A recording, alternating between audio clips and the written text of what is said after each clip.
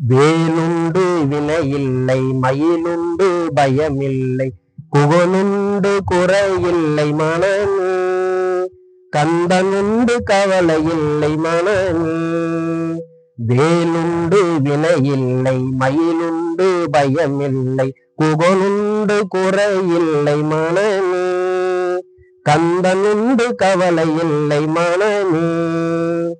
முருக பக்தர்களுக்கும் ஆன்மீக பெரியவர்களுக்கும் வணக்கம்.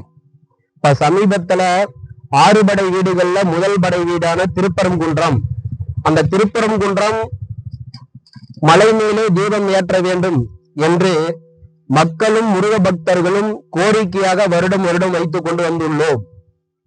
இப்போது சமீபத்தில் நீதிமன்றம் நீதியரசர் தீர்ப்பளித்தும் கூட அந்த தீபத்தூணில் இந்த அரசாங்கமானது தீபம் ஏற்றாமல் புறக்கணித்து வருகின்றது.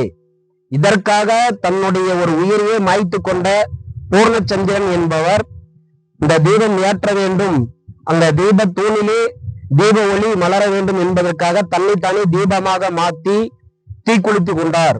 அவருடைய ஆத்மா சாந்தி அடைய வேண்டும்.